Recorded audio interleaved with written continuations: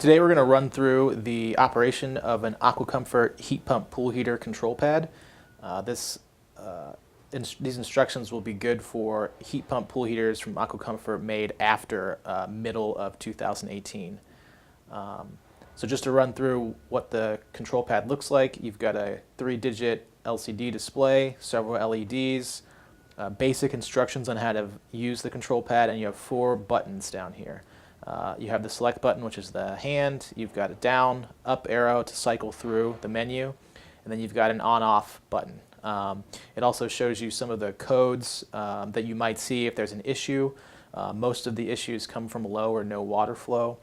Right now, you'll see it's flashing the current water temperature and the mode it's in. So HEA means heat. So right now it's in heat mode.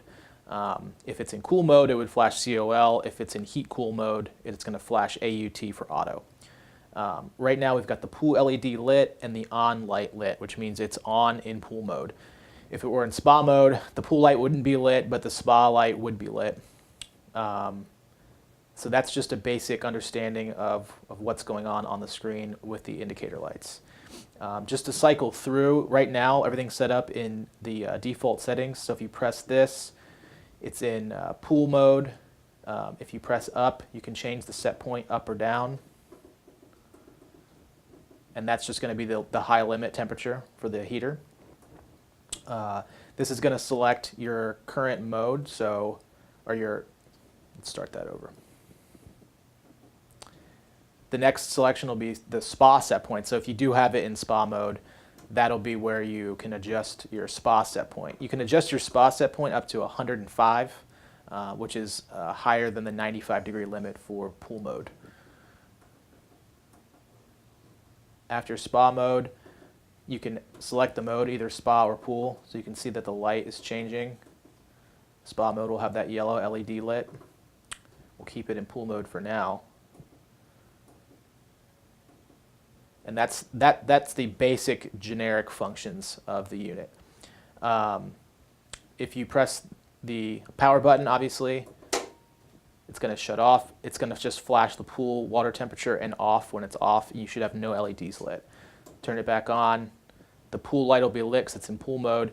There's going to be a 3-minute delay if you turn it off and on, and that's just so the compressor doesn't short cycle.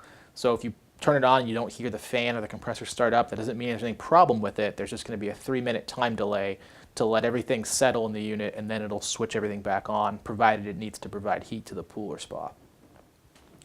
So that's the basic default menu.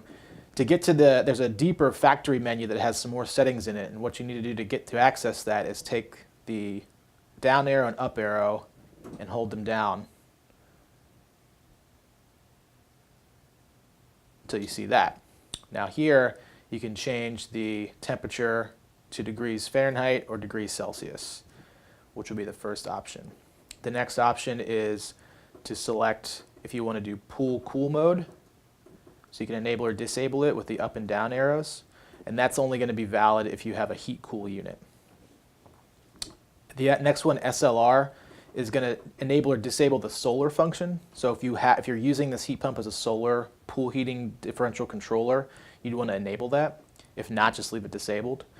TSC is a temperature sensor calibration. You can set it up to plus or minus 5 degrees for your pool water temperature sensor. So if you need to recalibrate that to give you an accurate reading. The next one, ESC, is the evaporator temperature sensor calibration. Same idea, plus or minus 5 degrees for the evaporator temperature sensor.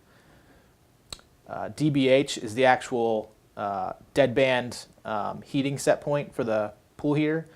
So you can do up to 1 to 3 degrees above what the set point is for the heat pump to turn on. DBC is the same idea. It's the cooling set point, so it's the same idea. It's going to be 1 to 3 degrees within the cooling set point. DEF is just how you're going to defrost. This one you need to leave alone. Leave it in air. RAC isn't gonna function with these units, so leave that in air. AIR. And DEL is just you can just skip the short cycle and just force the unit to turn on. That one probably won't be as useful to you either. So that's the factory settings menu. So now if we enable cool mode and wait for it to revert back to the basic menu, we'll see another option pop up.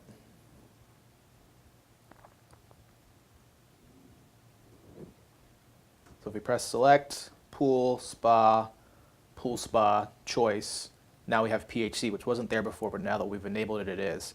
So if you press up, pH is pool heat mode, which is what we're currently in. PC changes that LED to red, now it's pool cool mode. And then AUT is auto, which now you're not going to have a light, but you'll have an on light if it's on. And that just means that the unit is going to keep the pool temperature in between a low set point and a high set point. So in the summertime, if it's too hot, it'll run in cool mode to cool it back down to a comfortable temperature. And when it gets cooler out and you need to heat it up, it'll just run in heat mode just to heat that water up. But it'll just bounce between those two temperatures, just like your thermostat in your house. And those are all the main functions of the AquaComfort heat pump pool heater control pad.